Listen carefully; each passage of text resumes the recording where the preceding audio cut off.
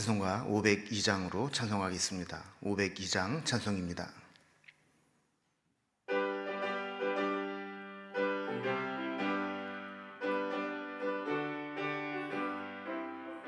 빛의 사자들이여 어서 가서 어둠을 물리치고 주의 진리 모르는 백성에게 복음의 빛 비춰라. 빛의 사자들이여 복음의 빛 비춰라. 죄로운 밤 밝게 비춰라. 빛의 사자들이여 선한 사역 위하여 힘을 내라. 주 함께 하시겠네. 주의 크신 사랑을 전파하며 복음의 빛 비춰라. 빛의 사자들이여 복음의 빛 비춰라. 죄로운 밤 밝게 비춰라. 빛의 사자들이여 주님 부탁하신 말 순종하여 이 진리 전파하라.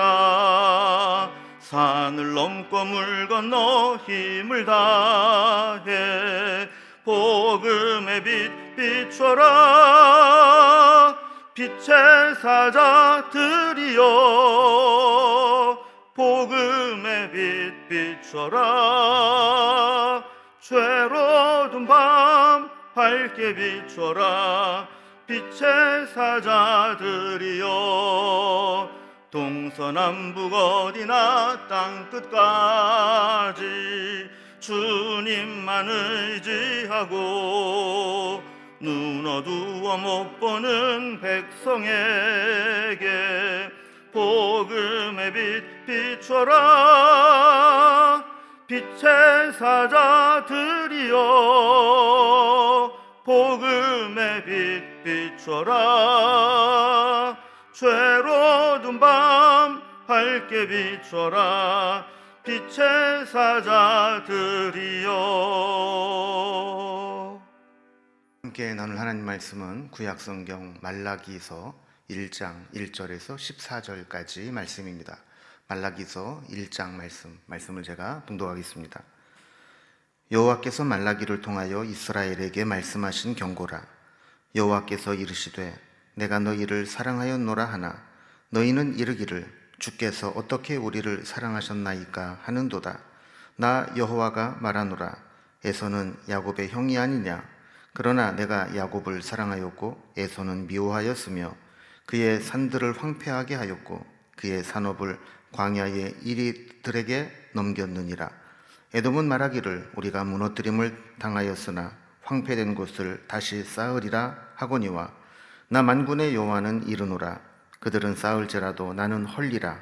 사람들이 그것들을 일컬어 악한 지역이라 할 것이요 여호와의 영원한 진노를 받은 백성이라 할 것이며 너희는 눈으로 보고 이르기를 여호와께서는 이스라엘 지역 밖에서도 크시다 하리라.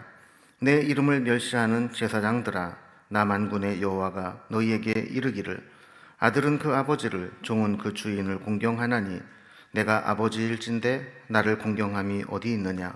내가 주인일진데 나를 두려워함이 어디 있느냐 하나 너희는 이르기를 우리가 어떻게 주의 이름을 멸시하였나이까 하는도다. 너희가 더러운 떡을 나의 제단에 드리고도 말하기를 우리가 어떻게 주를 더럽게 하였나이까 하는도다. 이는 너희가 여호와의 식탁은 경멸히 여길 것이라 말하기 때문이라. 만군의 여호와가 이르노라. 너희가 눈먼 희생제물을 바치는 것이 어찌 악한지 아니하며 저는 것 병든 것을 드리는 것이 어찌 악하지 아니하냐. 이제 그것을 너희 총독에게 드려보라. 그가 너를 기뻐하겠으며 너를 받아주겠느냐. 만군의 여호와가 이르노라. 너희는 나 하나님께 은혜를 구하면서 우리를 불쌍히 여기소서 하여보라. 너희가 이같이 행하였으니 내가 너희 중 하나인들 받겠느냐.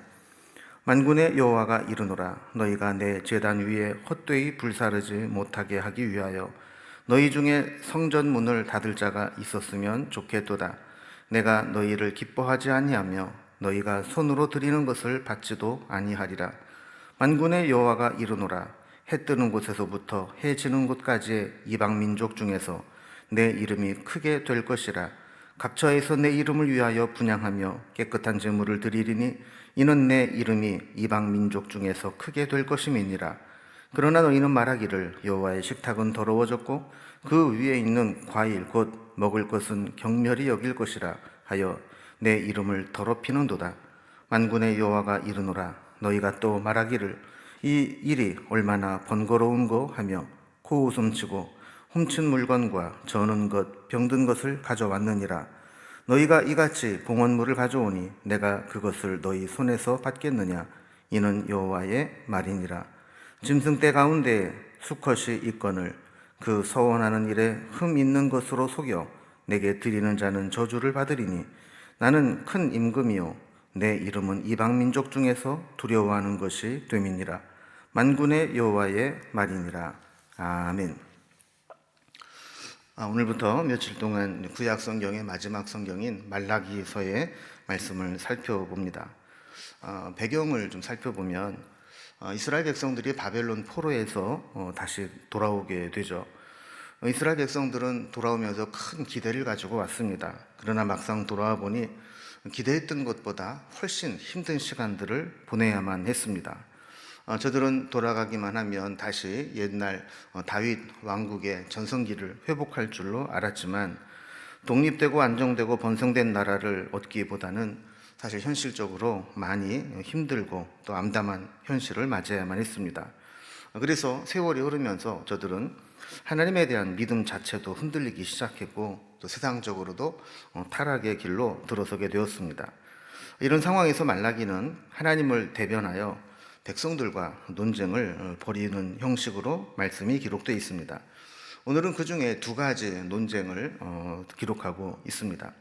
하나님은 여전히 이스라엘 백성들을 사랑하고 계신다 이렇게 말씀하는데 백성들은 하나님께 항변하는 거죠. 어떻게 하나님이 우리를 사랑하는지 우리는 모르겠다 하는 겁니다. 또 하나님은 이스라엘 백성들에게 너희가 하나님의 이름을 멸시한다 이렇게 지적을 하는데 또 백성들은 또 여기에 대해서 우리가 언제 하나님을 멸시했느냐고 또 항변하게 되죠. 자, 이러한 두 가지 주제에 대해서 하나님과 이스라엘 백성들 사이에 논쟁과 변론이 이어지게 되는데 어떤 내용인지 한번 단락별로 살펴봅니다. 오늘 본문을 단락별로 구분을 해보면 먼저 1절에서 5절까지는 이스라엘에 대한 하나님의 사랑에 대한 논쟁입니다. 하나님은 사랑하신다 하고 백성들은 어떻게 하나님이 우리를 사랑하시느냐 하는 거죠. 두 번째 6절에서 10절까지는 더럽혀진 제단으로 하나님을 너희가 멸시한다 라고 지적하시고 또 백성들은 우리는 하나님을 멸시한 적이 없다 라고 이야기를 합니다. 그러나 11절에서 14절까지 보면 만군의 여호와를 멸시한 대가가 어떤 것인가를 하나님께서 경고하는 내용으로 되어 있습니다. 그럼 먼저 첫 번째 변론입니다.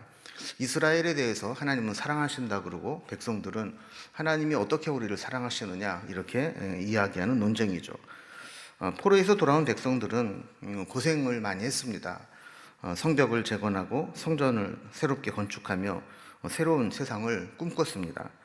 그러나 여전히 정치, 경제, 종교 모든 면에서 상황은 암담했고 나아질 기미를 보지 못했습니다. 이런 상황에서 1절에 보면 하나님의 말씀이 말라기를 통하여 이스라엘 백성들에게 전달되게 됩니다. 2절에 보면 하나님은 저들의 힘든 상황에서도 하나님의 이스라엘 백성을 향한 사랑은 잊지 말라라고 말씀을 합니다. 그러나 백성들은 주께서 어떻게 우리를 사랑하셨나이까? 라고 항변합니다. 지금 자신들의 상황을 보면 하나님이 우리를 사랑하심에도 불구하고 우리가 이렇게 힘든 시간들, 힘든 상황들을 계속 보내야 됩니까? 라고 물어보는 것이죠. 그래서 하나님은 2절 후반부부터 3절에서 야곱과 에서를 예를 들어 설명을 합니다. 에서는 야곱의 형이었지만 에서보다 야곱을 더 사랑했고 에서는 미워하는 것으로 보일 정도로 에서의 거처를 황폐하게 만들었고 그의 산업을 황폐하게 광야의 이리들에게 넘긴 것처럼 그렇게 했다라는 겁니다. 그 4절에 보면 설령 에돔이 무너뜨림을 당한 후에 우리가 황폐한 곳을 다시 쌓으리라 이렇게 하지만 하나님께서는 그 재건을 시도하는 것들을 다시 헐어버려서 에돔이 사는 지역을 악한 지역, 죄받은 땅이라고 불리게 할 것이고 야곱의 후손인 유다 백성에게 포악한 일을 저지른 에돔은 비록 형제였지만 하나님께서 결국 영원한 진노를 받을 백성으로 불리게 만들겠다 이렇게 말씀을 하는 겁니다. 그러니까 에돔은 야곱의 형제였지만 그 후손으로 지나올수록 좋은 관계를 맺지 못하고 적대적인 관계를 맺고 계속해서 이 야곱을 괴롭게 했던 것이죠. 그래서 하나님은 에돔을 심판하심으로 말미암아 이 야곱과 유다 백성을 사랑하신다는 증거로 삼으셨다는 겁니다. 그러니까 하나님이 유다 백성들을 야곱의 후손들을 사랑하셨기 때문에 에서의 후손인 에돔이 저들을 괴롭힐 때 그들을 심판하신다라는 거죠. 5절에서 이렇게 하나님께서 이러한 에돔의 심판을 통해서 하나님은 이스라엘 지역 밖에서도 크시다라고 드러내게 된다라는 겁니다.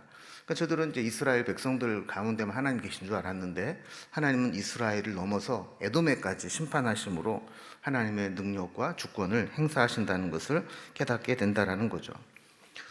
어쩌면 우리도 그런 푸념을 할 수 있습니다. 하나님의 사랑을 의심하게 되고 정말 하나님이 나를 사랑하시는가 이런 생각을 할 수 있죠. 그러나 우리는 눈에 보이는 현실만 보고 판단하면 안 됩니다. 때로는 심판처럼 보이는 하나님의 손길에도 사랑의 손길이 묻어 있음을 알아야 되는 것이죠.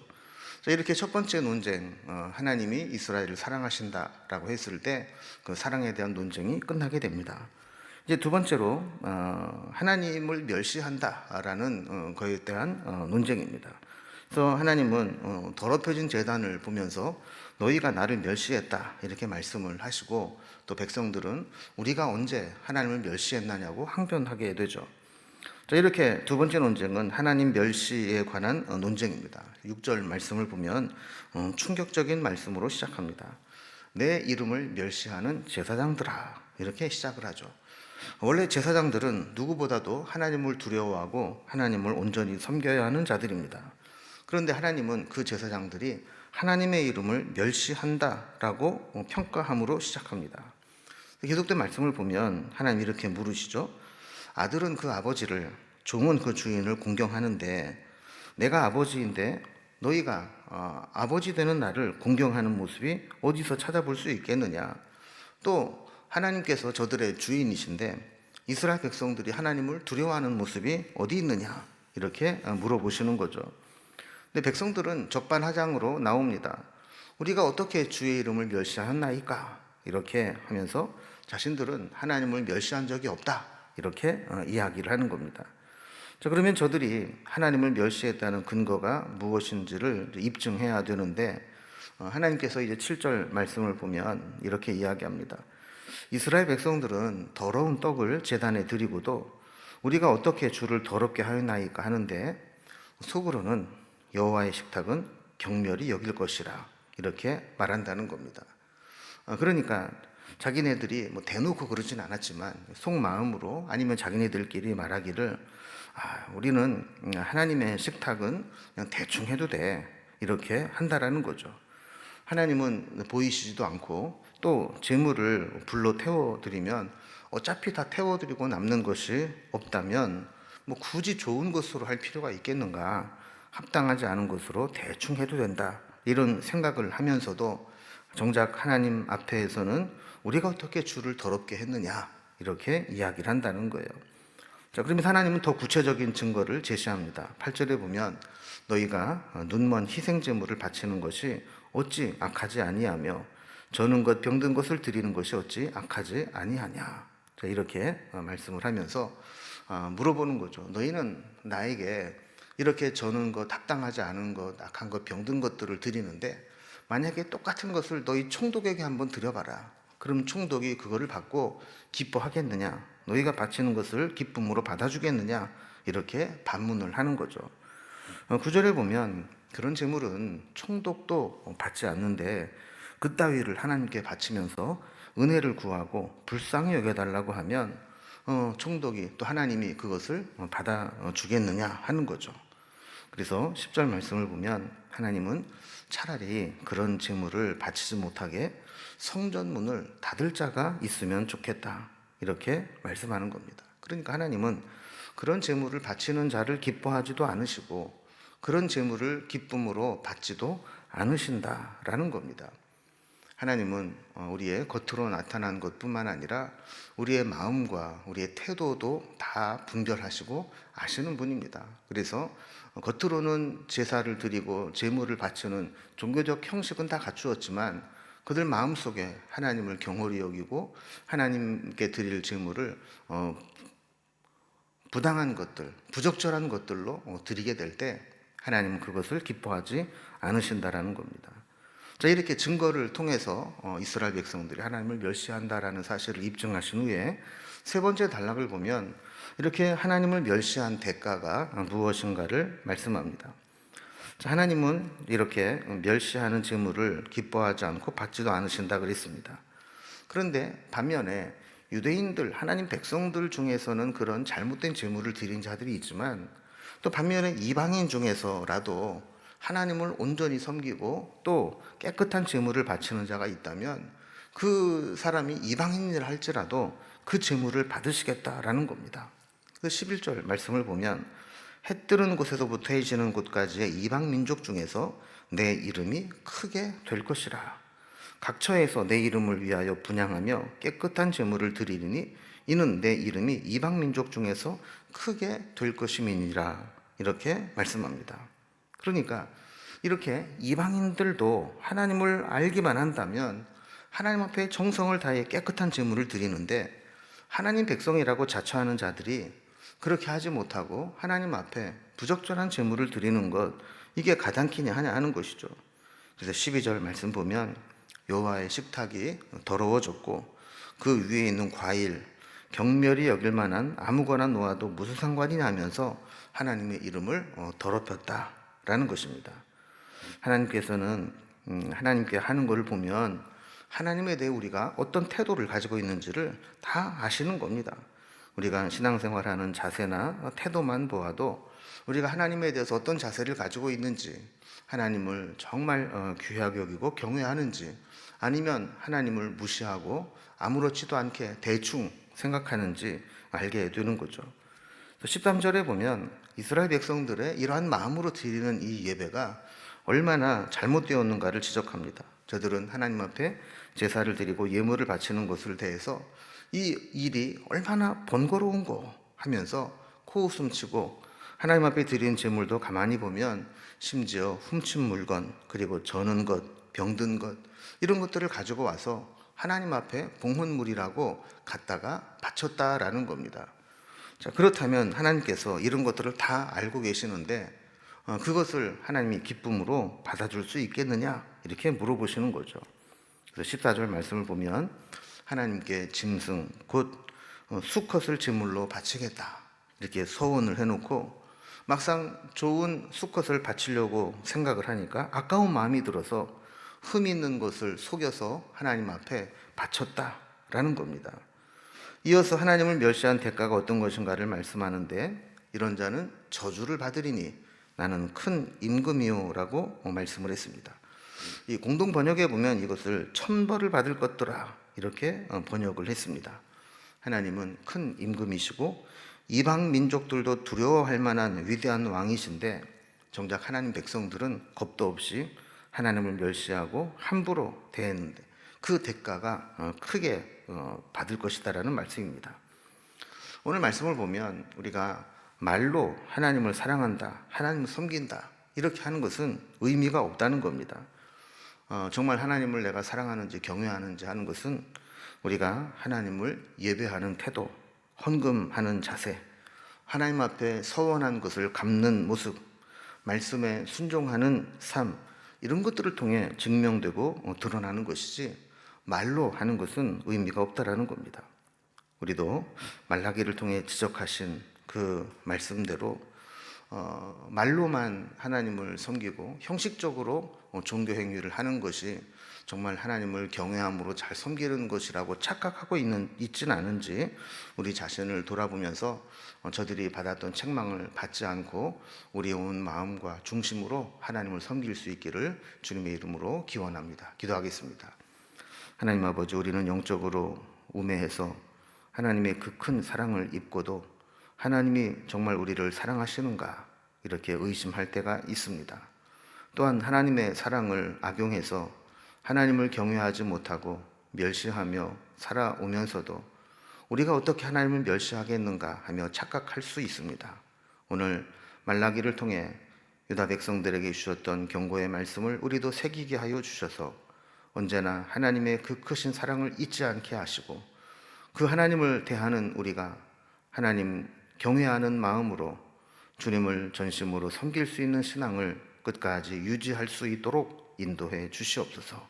오늘도 말로만이 아니라 우리의 행함으로, 태도로, 자세로, 우리의 모습으로 하나님 앞에 하나님을 경외하는 모습을 증명해내는 신앙생활을 할 수 있도록 인도해 주시옵소서. 주님께 오늘도 하루의 모든 삶을 부탁드리오니 우리를 붙들어 주시고 우리의 길을 인도하여 주옵소서. 예수님의 이름으로 기도드리옵나이다. 아멘. 각자의 기도 제목들로 자유롭게 기도하시겠습니다.